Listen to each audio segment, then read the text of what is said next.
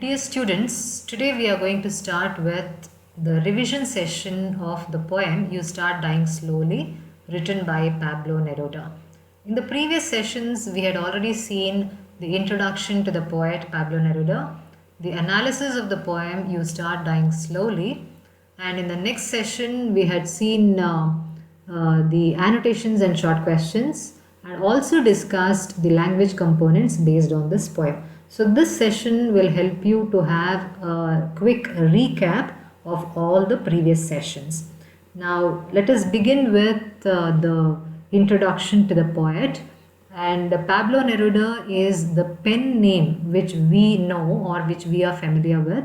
His real name is Ricardo Eliezer Neftali Reis Busavalto, and he had been given the pen name by one of the Czech poet, and his period was between 1904 and 1973. He was a Chilean poet, a politician and a Nobel laureate, and as I had told you, his pen name it was derived from the Czech poet Jan Neruda. He began his literary career at the early age of 13, and his poems were subtle, elegant, and were in the tradition of symbolist poetry. Now, his poems express young, passionate, unhappy love perhaps better than any book of poetry in the long romantic tradition. He abandoned his French studies and began to devote himself entirely to poetry. So, this is about the poet Pablo Neruda, and about the poem You Start Dying Slowly. A quick summary of the poem is this. The central idea of the poem is how you should lead your life. To truly live and experience life, you must follow your passions. You need to travel, read, dress well, or whatever your heart desires. You need to be following all those.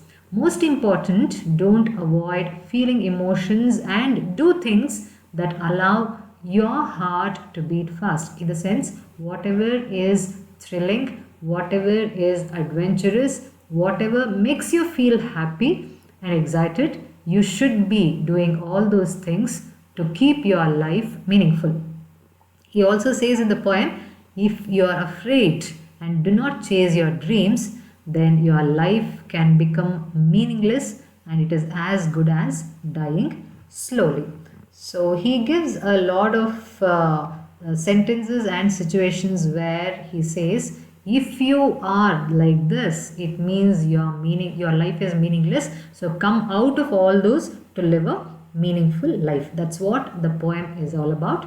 Now, after the poem, if we look into the annotations part, in the session which talked about annotation and short questions, I had already told that in the annotation, your answer should always start with the name of the poem and the poet. As the annotation is for 5 marks, you need to give the name of the poet and the poem in the beginning, which will fetch you 2 easy marks. And after the name of the poem and the poet, the explanation of the lines will follow. Now, when you have to give the explanation of the lines, you are going to say who said these lines, to whom are these lines said, and what is the meaning of the poem. Now, annotation in Kannada means Sandarbha Sahita Vivarisi, and you have to talk about the meaning of the lines after the explanation given in the beginning. Now, these are the annotations which are already mentioned in the textbook, and how it is supposed to be answered in the session where I have explained annotation. The answer is already given, and you can find the answer for the annotation in the textbook as well.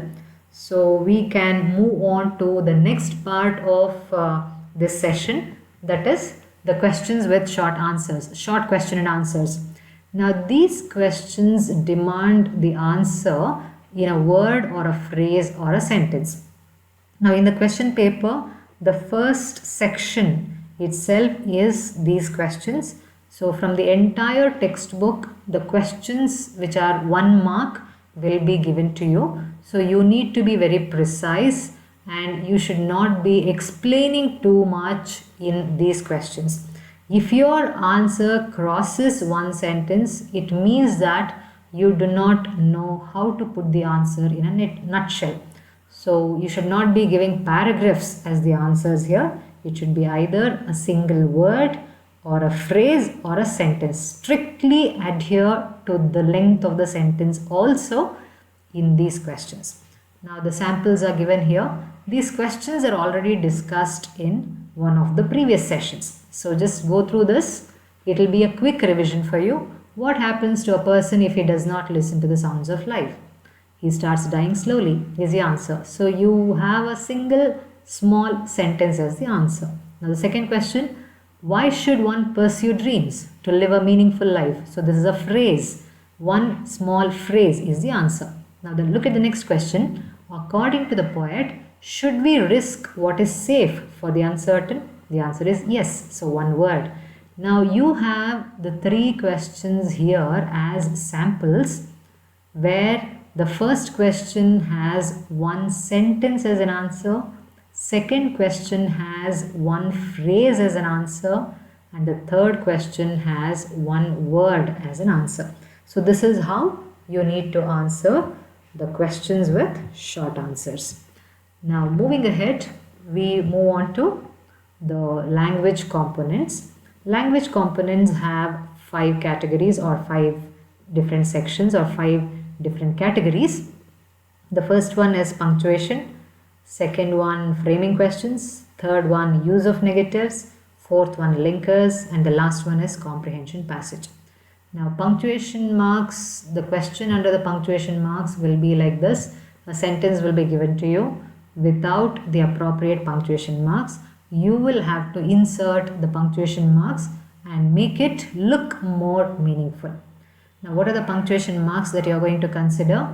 The most commonly used punctuation marks are capital letter, full stop, comma, inverted commas. It can be either single inverted commas or double inverted commas, a question mark and an exclamatory mark. There are several punctuation marks, no doubt about it, but the most commonly used punctuation marks should be focused on here while answering these questions.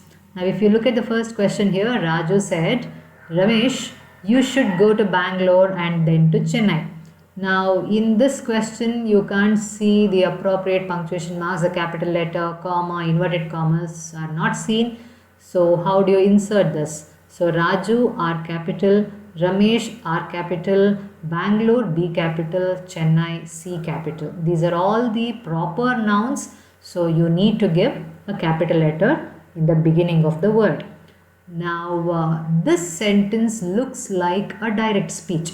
Now when you have a direct speech, there should be comma and inverted commas. So the inverted commas will be wherever the dialogue appears. Now in this particular sentence, Ramesh, you should go to Bangalore and then to Chennai is the statement made by Raju. So that entire part of the sentence will be within double inverted commas. So Raju said, comma, inverted commas start, Ramesh, comma, you should go to Bangalore and to Chennai, full stop, and close inverted commas. So this is how we insert the appropriate punctuation marks. Now the second part of language components is framing questions. Now while framing questions have 2 questions in mind, one is WH question and the other one is the yes or no question. Now when you get a sentence where the underlined word should be an answer to your question, then you are going to frame WH question. The sample is given here. Experts have forecast heavy rains. Now you will have to frame a question to get the underlined words as the answer. You find the WH question here. What have the experts forecasted? Now the same tense is to be maintained in the answer. Now in the sentence, experts have forecast heavy rains, you can see present perfect tense. Now in the answer also you see the same tense, which is present perfect tense. Now you have another example. The explorer talked about his fabulous adventures in Africa. Again, the explorer is the underlined word, which should be the answer for your question which you are going to frame. So WH question again, who talked about his fabulous adventures in Africa? So the sentence given is in past tense, talk, the word talked, project past tense. So your answer also has past tense, talked. Now after this, moving on to the use of negatives, the word negative, how do we identify the negativity of the sentence? The word not, never or no. These are the words which project the negative aspect of the sentence. So if you are given a negative sentence, remove the negative word to make it a positive sentence. And if you are given a positive sentence, add the word not, never or no, whichever is appropriate, into the sentence to make it negative. Now look at the example. Sangeeta doesn't work hard. So it is a negative sentence because not exists in the sentence. What is the instruction given? Convert into an affirmative sentence. Affirmative is a part of positive sentence. Sangeeta works hard. So you remove that negative word, it becomes a positive sentence. Now the next part of language components is linkers. Linkers is another name given to conjunctions. Linkers also mean conjunctions. Now the sentences will be given with blanks and the choice will be given to you. You need to pick the right linker in the correct blank. So examples are here. Leave now or else you will be late. MS Dhoni is not only a batsman but also a wicket keeper. So this is how you answer the linkers. And you don't have to think what linker has to be filled in because the linker's choice, it's already given. The choices of several linkers are given below within brackets. So you have to pick the correct one and place it in the right place. That's what you have to do. Now the last part of language components is comprehension passage. Since I have discussed it already in one of the previous sessions, I have not made a slide to show you again how to answer the comprehension passage. I'll be just telling you how you need to answer the comprehension passage. It's just a oral recap you can consider without a slide. Now whenever a passage is given to you, read it carefully and understand it, and the questions given after the passage should be answered based on the passage. So 1 mark questions will be there, and the questions can be either referential or inferential questions. Sometimes you can get the answer directly from the passage, you can pick the sentences directly from the passage, or sometimes it will be inferential questions. Inferential questions, you don't get answers directly from the passage, you need to read, understand and frame your own answer to fit the question.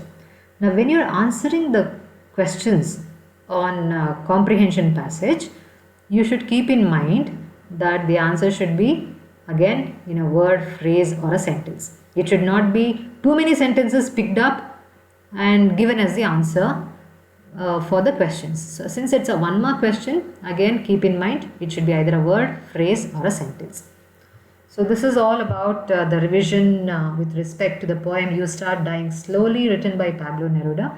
I hope this revision has helped you to understand and to recall whatever you have studied in the previous sessions. Thank you very much.